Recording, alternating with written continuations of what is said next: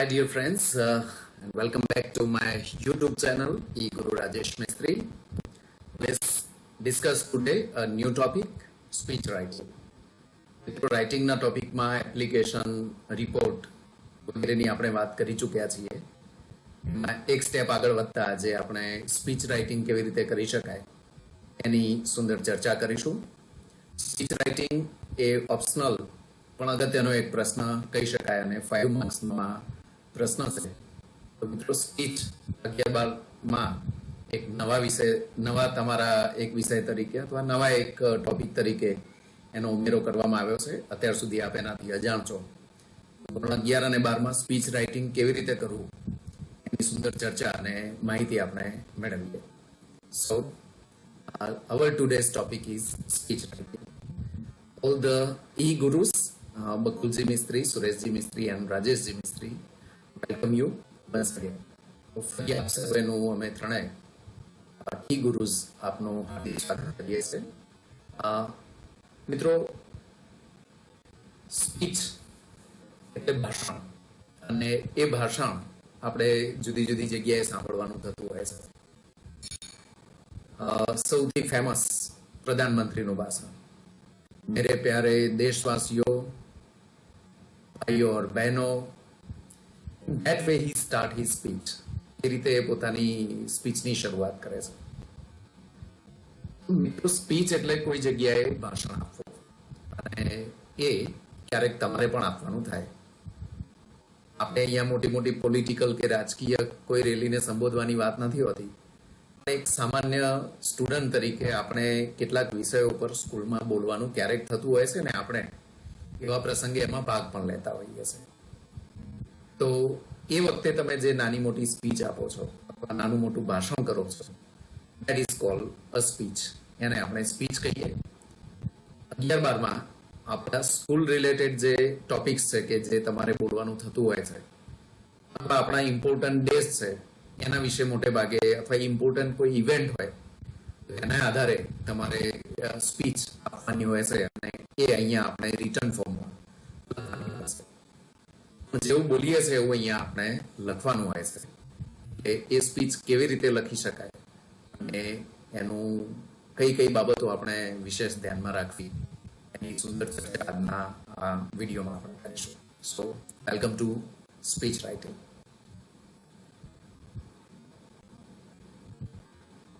તો 5 માર્ક્સનો આ પ્રશ્ન છે. તો તમે જાણો છો ને, હમણાં મેં કહ્યું કે સ્પીચની શરૂઆત કોઈ સંબોધનથી હંમેશા થાય. આપણે યાદ રાખીએ કે જ્યારે પણ આપણે સ્પીચ લખીશું ત્યારે you can start with good morning. Good મોર્નિંગથી શરૂઆત કરી શકાય, નમસ્કારથી શરૂઆત કરી શકાય, લેડીઝ એન્ડ જેન્ટલમેન, એમ કરીને તમે સ્પીચ રાઇટિંગની શરૂઆત કરી શકો. જે પ્રસંગે ને ક્યાં તમને પૂછાયું છે બોલવાનું, સ્કૂલમાં બોલાયું હોય તો શું કરવું, કોઈ ફંક્શનમાં પૂછાયું હોય તો શું બોલવું, એ પ્રકારના અહીંયા કેટલાક સંબોધનો આપણે લખ્યા છે. એ સંબોધનોમાંથી તમે યોગ્ય સંબોધન મૂકી શકો છો. For example, ladies and gentleman, generally આપણે પબ્લિક ટોક આપતા હોઈએ અથવા પબ્લિકમાં આપણું સ્પીચ આપતા હોઈએ ત્યારે you can start good morning ladies and gentleman. In that way you can start. કોઈ જાહેર ફંક્શન છે, સ્કૂલનું જ હોઈ શકે અથવા કોઈ બીજું કોઈ જાહેર ફંક્શન છે, તો એમાં ઓનરેબલ ચીફ ગેસ્ટ જો મુખ્ય મહેમાન હોય તો આપણે એમનાથી સંબોધન કરવાની શરૂઆત કરવી જોઈએ. Honourable chief guest, honorable dignitaries on the dais, respected principal and teachers, એ પણ આપણે લખી શકીએ. તથા અન્ય સંબોધનથી શરૂઆત થાય. ટૂંકમાં તમને પરીક્ષામાં જે સૂચના પૂછાય અને જ્યાં તમે સ્પીચ આપવાના છો એને આધારે તમારું સંબોધન નક્કી થવું જોઈએ. માત્ર સ્કૂલનો પ્રસંગ હોય તો honourable principal and respected teachers and dear friends, એ રીતે આપણે સંબોધન કરી શકીએ. પબ્લિક પ્લેસમાં આપણે જ્યારે સ્પીચ આપી રહ્યા હોઈએ ત્યારે good morning ladies and gentleman એમ કરીને આપણે આપણી સ્પીચ આપી શકીએ. મહેમાન અને બીજા મહેમાનો હોય આપણે honourable chief guest, honourable dignitaries on the dais એમ કરી અને આપણે આપણું સ્પીચની શરૂઆત કરીએ.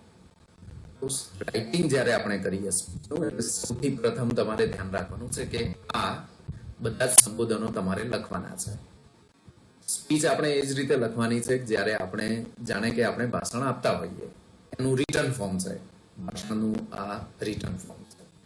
એટલે સંબોધનથી એની શરૂઆત કરવાની. એવા સંબોધન કરી શકાય એની અહીંયા મેં કેટલીક વાત કરી. મિત્રો, જ્યારે પણ આપણને આવી સ્પીચ આપવાની અથવા સ્પીચમાં કોઈ મહેમાન તરીકે આપણને ઇન્વાઇટ કર્યા હોય અથવા બોલવા માટે ઇન્વાઇટ કર્યા હોય, ત્યારે ચોક્કસ આપણે આયોજકોનો અથવા પબ્લિકનો અથવા આપણા ટીચર્સ વગેરેનો આપણે આભાર માનતા હોઈએ છીએ.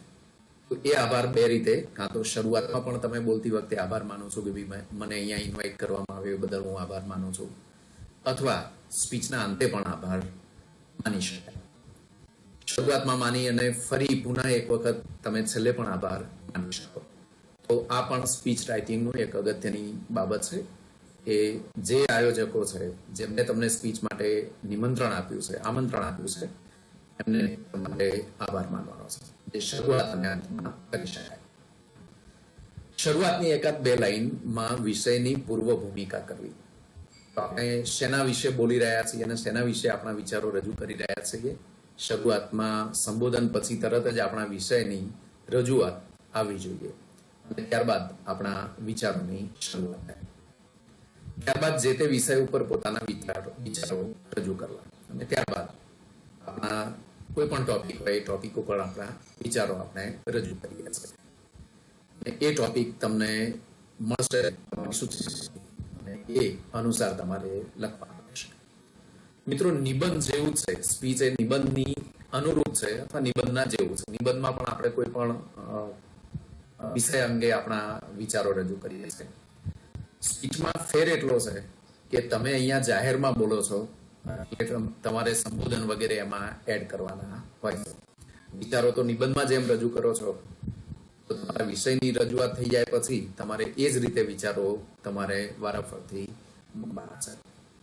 તો શરૂઆતની એકાદ બે લાઈનમાં વિષયની પૂર્વ ભૂમિકા રજૂ કરવી અને વિષયની સ્પષ્ટતા કરવી અને ત્યારબાદ જે તે વિષય પર પોતાના વિચારો રજૂ કરવા. ત્યારબાદ તમે થોડાક ફકરાઓમાં વિચારોની રજૂઆત કરાય. જ્યારે આપણે એને રિટર્ન ફોર્મમાં મૂકતા હોઈએ ત્યારે જ્યાં જ્યાં આપણો વિચાર અને આઈડિયા બદલાતો હોય છે ત્યાં તમે પેરેગ્રાફ કરી શકો અને આવા 4 થી 5 પેરેગ્રાફમાં આપણે આપણી સ્પીચને પૂરી કરવી. વિચારોના સમર્થનમાં દલીલો, ઉદાહરણો વગેરે પણ રજૂ કરી શકાય. તમે વિચારો અને તમારી ધારદાર સ્પીચ ત્યારે બને જ્યારે એને અનુરૂપ તમારી દલીલો અને તમારા ઉદાહરણો તમે એ સ્પીચમાં મૂકો, જે અહીંયા કરી શકો. અને છેલ્લે અંતે કોઈ સૂત્ર કે પ્રતિજ્ઞા પણ લેવડાવી શકાય. સ્વચ્છતા અભિયાનના સંદર્ભમાં તમે જ્યારે સ્પીચ આપી રહ્યા હોય તો એના અંતે તમે સ્વચ્છતાને લગતા કેટલાક સૂત્રો અથવા પ્રતિજ્ઞા ચોક્કસ લેવડાવી શકો. આ પણ સ્પીચની એક કેરેક્ટરિસ્ટિક અથવા એક લાક્ષણિકતા છે. ફરી ટૂંકમાં વાત કરીએ તો શરૂઆતમાં સંબોધન કર્યા પછી આપણા વિષયની સ્પષ્ટતા, વિષયને લગતા વિચારો ક્રમ અનુસાર, એને લગતા દલીલો અને ઉદાહરણો વગેરે, એમ કરીને આપણા વિષયને વધારે રસપ્રદ બનાવવાની આપણે કોશિશ કરીએ. અંતમાં પુનઃ આભાર માની અને જે તે વિષયને લગતું કોઈ સ્લોગન કે સૂત્ર હોય તો એ પણ આપણે આપી શકીએ, અથવા બધા જે આપણને સાંભળનારા છે અને કોઈ પ્રતિજ્ઞા જો લેવડાવી હોય તો આપણે એ પણ લેવડાવી શકીએ. સ્પીચ રાઇટિંગ જ્યારે કરીએ ત્યારે આટલી કેટલીક મહત્વની જે બાબતો છે એને ખ્યાલમાં રાખી અને આ અનુસંધાને આપણે આપણું સ્પીચ લખવાની થશે. મિત્રો, તૈયાર છો? ચાલો એક નમૂનાની સ્પીચ તમારી સામે હું મૂકું છું. એના ઉપરથી કેવી રીતે એ રાઇટિંગ થઈ શકે એ આપણે જોઈશું. મોટે ભાગે સાદા વર્તમાન કાળ અને સાદા ભૂતકાળનો મોસ્ટલી આપણે સ્પીચમાં ઉપયોગ કરવાનો હોય છે. હાલનો કોઈ ટોપિક હોય તો મોટે ભાગે વર્તમાન કાળમાં તમારે પોતાના વિચારોની રજૂઆત કરવાની હોય. એમાં ભૂતકાળ વગેરેનું કોઈ ઉદાહરણ ટાંકવાનું હોય તો તમે ભૂતકાળનો ત્યાં ઉપયોગ કરી શકો. મિત્રો, નિબંધ જેવું જ છે. એડ થોડીક બાબતો કરવાની છે. સંબોધન એડ કરવાનું છે. વિષયની રજૂઆત વગેરે જેમ નિબંધમાં કરીએ છીએ અને એના અનુરૂપ આપણે જેમ આપણા વિચારો રજૂ કરીએ છીએ નિબંધમાં, એમ જ સ્પીચમાં તમારે કરવાનું છે. આભાર અને સૂત્રોચ્ચાર અને પ્રતિજ્ઞા વગેરેની જે વાત છે એ સ્પીચમાં વિશેષ છે. તો ચાલો એક સ્પીચ આપણે આજે જોઈશું. Are you ready? તૈયાર છો? Let's do it.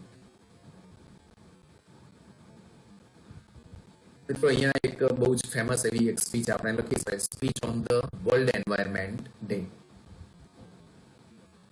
તમને પરીક્ષામાં આવી એક આખી સૂચના આપવામાં આવી છે કે you are invited to speak on the occasion of the World Environment Day in the school assembly.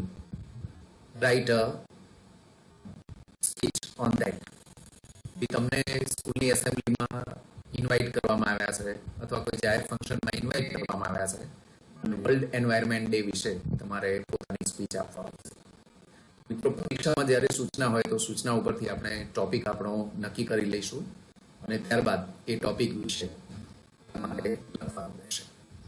મિત્રો, સ્કૂલમાં સ્પીચ આપીએ છે સપોઝ કે, તો સંબોધન કઈ રીતે લખી શકાય? તો અહીંયા મેં તમને કહ્યું કે પહેલો જે ફકરો છે એ ફકરામાં સંબોધન અને જેના વિશે આપણે બોલવાના છીએ એ વિષયની સ્પષ્ટતા આપણે પહેલા પેરેગ્રાફમાં કરીએ, એ આપણે સમજીએ, ત્યારબાદ આગળ આપણા વિચારો કેવી રીતે વ્યક્ત કરવા એની વાત કરીએ. મિત્રો, સ્કૂલમાં એસેમ્બલીમાં આપણે આપી રહ્યા છીએ તો you can start like this. Good morning everybody, good morning વગેરેથી આપણે શરૂઆત કરીએ. ત્યારબાદ મહેમાનોને સંબોધિત કરીએ. મુખ્ય મહેમાન હોય તો આપણે આવું કહી શકીએ કે be honourable guest, respected principal and teachers and my dear friends, કારણ કે વિદ્યાર્થીઓને પણ તમે સંબોધો છો. ફર્સ્ટ ઓફ ઓલ, મેં તમને કહ્યું કે સૌ પ્રથમ જ તમે એમનો આભાર માની શકો અને અંતમાં પણ આભાર માની શકો. First of all, I thank you all for giving me this opportunity two share my views with you. સૌ પ્રથમ હું આપનો આભાર માનું છું કે આપે મને તક આપી મારા વિચારો અહીંયા રજૂ કરવાની. આ રીતે શરૂઆતમાં જ આપ સર્વેનો આભાર માની અને પોતાના વિષયની રજૂઆત કરી શકો. એઝ યુ ઓલ નો, આપ બધા જાણો છો, ટુડે ઓન 5th June, આજે 5મી જૂને we are celebrating the world environment day.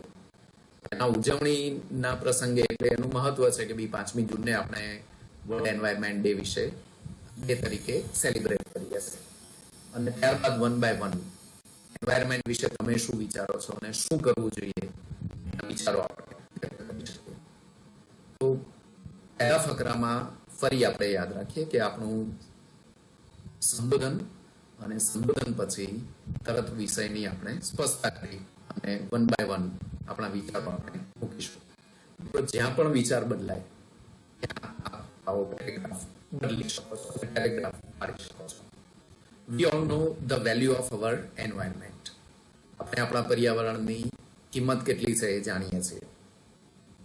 This is the time when we must think. આ એ સમય છે કે જ્યારે આપણે નક્કી વિચારવું પડશે and act, અને કામ કરવું પડશે seriously, ગંભીરતાપૂર્વક, to save the environment. હવે એ સમય આવ્યો છે કે પર્યાવરણ વિશે વિચારવું પડશે અને સિરિયસલી એને બચાવવાનું કામ કરવું પડશે. We have been facing the calamitous results of destroying the environment. We have been facing, face એટલે સામનો કરવો. આપણે સામનો કરી રહ્યા છીએ calamitous results, એટલે બહુ આફતરૂપ જે પરિણામો છે, કુદરતી આફતરૂપ જે પરિણામો છે એ આપણે ભોગવી રહ્યા છીએ. ઓફ ડિસ્ટ્રોઈંગ એન્વાયરમેન્ટ, પર્યાવરણને નાશ કરવાને કારણે આવી આફતરૂપ જે પરિણામો છે આપણે ભોગવી રહ્યા છીએ. We have cut most of the trees. મોટાભાગના વૃક્ષો આપણે કાપી ચૂક્યા છીએ. And destroyed jungles, અને જંગલોનો આપણે વિનાશ કર્યો છે. તો wild life is in danger. જે પ્રાણી જીવન છે, વન્ય પ્રાણીઓ છે, એમનું જીવન પણ જોખમમાં છે. Some of the birds and animals have become rare. Rare એટલે અલભ્ય થવું.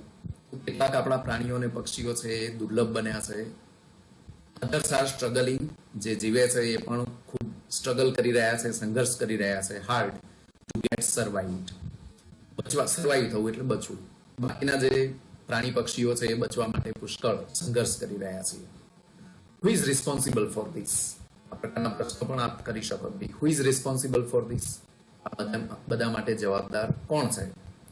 ઓફકોર્સ વી, નક્કી આપણે જ, ધ હ્યુમન બીંગ્સ, માનવો. આપણે માનવો જ આના માટે જવાબદાર છીએ. The most selfish animals on this planet. આ પ્લેનેટ એટલે આ ગ્રહના સૌથી સ્વાર્થી પ્રાણીઓ આપણે આના માટે જવાબદાર છીએ. મિત્રો, અહીંયા આપણે આપણી લાગણીઓને પણ આ રીતે આક્રોશપૂર્વક વ્યક્ત કરી શકીએ છીએ, કારણ કે નિબંધમાં જેમ આપણે આપણા વિચારોને સુંદર રીતે વ્યક્ત કરી શકીએ, સ્પીચમાં પણ એ ધારદાર બને, લાગણી સભર બને અને આક્રોશમય બને. એ માટે આવા પ્રશ્નો પણ પૂછી શકો કે આને માટે કોણ જવાબદાર? આપણે માનવો કે જે સૌથી દુનિયાનું સ્વાર્થી પ્રાણી છે, પોતાના સ્વાર્થ માટે જે કરે છે. સો આ પ્રકારના લાગણીયુક્ત અને આવેશયુક્ત શબ્દો અને વાક્યો આપ ચોક્કસ વાપરી શકો છો. Let's move. For his comfort, પોતાના આરામ માટે, એન્ડ સો કોલ્ડ હેપીનેસ, કહેવાતી સુખ સાહેબી માટે, he has nearly finished everything. લગભગ એને બધું જ પૂર્ણ કરી નાખ્યું છે અથવા ખતમ કરી દીધું છે. And now he is facing the consequences. Consequences એટલે રિઝલ્ટ. અને હવે એ એના પરિણામોનો સામનો કરી રહ્યો છે. Every year, દર વર્ષે we face natural calamities. દર વર્ષે આપણે કુદરતી આફતોનો સામનો કરી રહ્યા છીએ. લાઈક ગ્લોબલ વોર્મિંગ હોય, અર્થક્વેક, ભૂકંપ હોય, ફ્લડ્સ, પૂરની પરિસ્થિતિ હોય, ફેમિન એટલે દુષ્કાળની પરિસ્થિતિ હોય, ટોર્નેડોઝ વગેરે, વાવાઝોડા વગેરે, ટોર્નેડોઝ વગેરે ની પરિસ્થિતિનો એ સામનો કરે છે. મિત્રો, આપ જોઈ શકો છો કે આ પેરેગ્રાફમાં પર્યાવરણ માટે આપણે ખૂબ જવાબદાર છીએ અને એના પરિણામે કઈ કઈ બાબતો આપણે ભોગવી રહ્યા છીએ એના લગતા જે વિચારો છે એક પેરેગ્રાફમાં આપણે રજૂ કર્યા. Let's move to another paragraph. આપણે કરી ચૂક્યા છીએ, હવે શું? તો ત્યાં આપણો વિચાર બદલાય છે. So you can start a new paragraph. તો ત્યાં આપણે આપણો નવો પેરેગ્રાફ શરૂ કરીએ. સ્ટીલ વી કેન સેવ, હજી આપણે બચાવી શકીએ છીએ. વોટ હેઝ લેફ્ટ, જે બાકી બચ્યું છે આપણી પાસે, હજી આપણે એને બચાવી શકીએ છીએ. Or we have to be ready to die, નહીતર આપણે મરવા માટે તૈયાર રહેવું પડશે. Only we can save this planet. આપણે જેને બગાડ્યો છે એટલે માત્ર આપણે જ આ પ્લેનેટને બચાવી શકીએ છીએ. ત્યાર પછી આપ સજેશન પણ આપી શકો એને માટે શું કરી શકીએ. What can we do or what should we do? We should plant more and more trees. વધારે ને વધારે વૃક્ષો આપણે વાવવા જોઈએ. Water should be used કન્સિડરેબલી. પાણીનો બહુ જ વિચારીને આપણે ઉપયોગ કરવો જોઈએ. Wastage of any natural resources. Natural resources એટલે કુદરતી જે કોઈ પણ સ્ત્રોત છે એને વેસ્ટ કરવાનો શુડ બી સ્ટોપ. એ આપણે અટકાવવું જોઈએ. એટલે કુદરતી કોઈ પણ આપણને જે સ્ત્રોત દ્વારા કોઈ વસ્તુઓ મળે છે તો એનો વેસ્ટ આપણને પાલવશે નહીં, એનો વેસ્ટેજ ન થાય એનું ધ્યાન રાખવાનું છે. Birds and animals should be loved and protected. પ્રાણીઓ, પક્ષીઓ અને વનસ્પતિને પણ આપણે ચાહવી જોઈએ અને એનું રક્ષણ કરવું જોઈએ. જોઈ શકો છો કે આ પેરેગ્રાફમાં આપણે શું કરી શકીએ અને શું કરવું જોઈએ એની કેટલીક બાબતો આપણે લખી. અને છેલ્લે તમે શું કરવા માંગો છો અને કેટલા ઇન્વોલ્વ થવા માંગો છો અને બધાને કેવી રીતે આપણા આમાં યોગદાન આપવા સામેલ કરી શકો છો એ પણ આપ લખી શકો. The main purpose of my speech today, મારો આજનો આ સ્પીચનો જે હેતુ છે, ઓવર ધ એન્વાયરમેન્ટ, પર્યાવરણ વિશેની જે સ્પીચ છે એનો મારો હેતુ છે, is only to increase the public awareness. Increase એટલે વધારવી, પબ્લિક અવેરનેસ એટલે જાગૃતિ. લોકોમાં જાગૃતિ વધારવાનો આજની મારો સ્પીચનો હેતુ છે. એમંગ કોમન પીપલ, સામાન્ય લોકોમાં પર્યાવરણ વિશે વધારે જાગૃતિ ફેલાય એ જ આજની સ્પીચનો મારો હેતુ છે. અબાઉટ ધ રીઝન્સ, શેના વિશે જાગૃતિ ફેલાય? About the reasons of declining environment. તો આપણું જે પર્યાવરણ છે ધીમે ધીમે બગડી રહ્યું છે એના કારણો વિશે લોકો જાગૃત થાય એ જ મારા સ્પીચનું આજનું હેતુ છે. As well as need of healthy and natural environment. સાથે સાથે એક તંદુરસ્ત અને સારું એક કુદરતી પર્યાવરણ આપણને મળે એની જરૂરિયાત છે ફોર ધ લાઈફ ઓન અર્થ. આપણા જીવન માટે હેલ્ધી અને નેચરલ એન્વાયરમેન્ટની જરૂર છે એ કોમન પીપલને સમજાય અથવા સામાન્ય લોકો પણ સમજે અને જાગૃતિ આવે એ જ મારા સ્પીચનો હેતુ છે. ટૂંકમાં સ્પીચનો હેતુ તમે જણાવો છો કે ભાઈ આ સ્પીચ દ્વારા હું આપ સર્વેને જાગૃત કરવા માંગુ છું. આપ રિક્વેસ્ટ પણ કરી શકો. So it is my humble request to all of you, તમારા સર્વેને મારી નમ્ર વિનંતી છે that please contribute to save our environment. Contribute કરો એટલે ફાળો આપો ટુ સેવ અવર એન્વાયરમેન્ટ, પર્યાવરણને બચાવવા આપણો કંઈકનો કંઈક ફાળો આપો એવી હું આપ સર્વેને વિનંતી કરી શકું છું. નિબંધમાં આપણે આ કરી શકતા નથી અથવા આવું લખતા નથી, પણ મોટે ભાગે સ્પીચમાં આ પ્રકારની વિનંતી વગેરે તમે, કારણ કે સામે તમારી કોઈ બેઠું છે, સાંભળે છે, એ જ રીતે તમારે લખવાનું છે, એટલે આ પ્રકારના વાક્યો તમે લખી શકો. અંતે પ્રતિજ્ઞા કે સ્લોગન પણ આપણે અથવા સૂત્રોચ્ચાર પણ કરી શકીએ છીએ અથવા સૂત્રો બોલાવી શકીએ છીએ. અહીંયા બંને આપ જોઈ શકો છો. Let's take N oath. Oath એટલે પ્રતિજ્ઞા. ચાલો આપણે પ્રતિજ્ઞા કરીએ that we would save the environment. આપણે બચાવીશું. ચાલો આપણે બધા ભેગા થઈને એને બચાવવાની આ પ્રકારનું સૂત્ર આપીશું. સેવ એન્વાયરમેન્ટ, સેવ અવર ફ્યુચર. પર્યાવરણ બચાવો, પર્યાવરણ બચાવો અને આપણા ભવિષ્યને બચાવો. ફરી એકવાર થેન્ક યુ એવું આપ કહી શકો. મિત્રો, 4 થી 5 પેરેગ્રાફમાં આપણે આપણી સ્પીચને અહીંયા સમજવાની કોશિશ કરી અને માત્ર આ જ સ્પીચ પૂછાય છે એવું નથી, પણ આ એક તમારી સામે મેં સેમ્પલ સ્પીચ તરીકે અહીંયા મૂકી છે, જેનાથી તમને ઘણો બધો આઈડિયા આવશે કે yes, this is the way. આ એક રીત છે. In that way you can write a nice speech.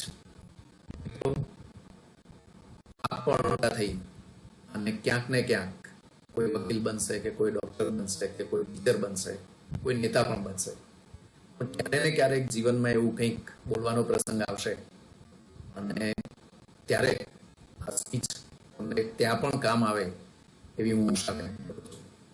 અને if you can speak in English then that would be better અને that would be very effective also. એક ઇંગ્લિશના જાણકાર વ્યક્તિ તરીકે એ સ્પીચ તમે ઇંગ્લિશમાં આપશો તો પણ બહુ એ ઇફેક્ટિવ બનશે. તો આ વિડીયો સાથે હું આશા રાખું કે એક નવો ટોપિક સ્પીચ આપ બહુ સારી રીતે સમજશો અને કરશો. અંતે થેન્ક યુ વેરી મચ. આપ સર્વેનો ખૂબ ખૂબ આભાર. અમારી સાથે જોડાયેલા રહો છો સતત. 20 વિડીયો આપણે અત્યાર સુધી મૂક્યા છે. આ 21મો વિડીયો છે અને ખૂબ સારા પ્રતિભાવ આપી રહ્યા છો. અમારો હેતુ માત્ર એ છે કે આપ બહુ સારી રીતે નાના નાના દરેક ટોપિક્સને ખૂબ સારી રીતે સમજો અને take the benefit of that. ઘરે બેઠા એનો ચોક્કસ આપ લાભ ઉઠાવો. Please share and subscribe my YouTube channel E Guru Rajesh મિસ્ત્રી. આપણા મિત્રોને પણ એને સબસ્ક્રાઇબ કરવાનું કહેજો. અને વન મોર થિંગ, એક વધારે સારી બાબત હું આપને કહું કે કોમેન્ટ્સ પણ આપ કરી શકો. વિડીયોમાં સારું લાગે તો આપ એ કરી શકો છો, જેથી મને ઇમ્પ્રૂવ કરતા અથવા મારા વિડીયોને વધારે હું ઇમ્પ્રૂવ કરી શકું. આપને એક્ઝામ્પલ આપું કે થોડાક મારા 2-3 વિદ્યાર્થીઓએ કોમેન્ટ્સમાં એવું લખ્યું હતું કે 1-2 વિડીયોના વોઇસ બરાબર છે નહીં, તો એ ક્વોલિટી ઇમ્પ્રૂવ હવે થઈ ગઈ છે અને એ કરવાની કોશિશ કરી છે. એવા સૂચનો પણ આપ કરી શકો જેથી અમને વધારે સારું કામ કરતા ફાવે. I thank all those students who have commented.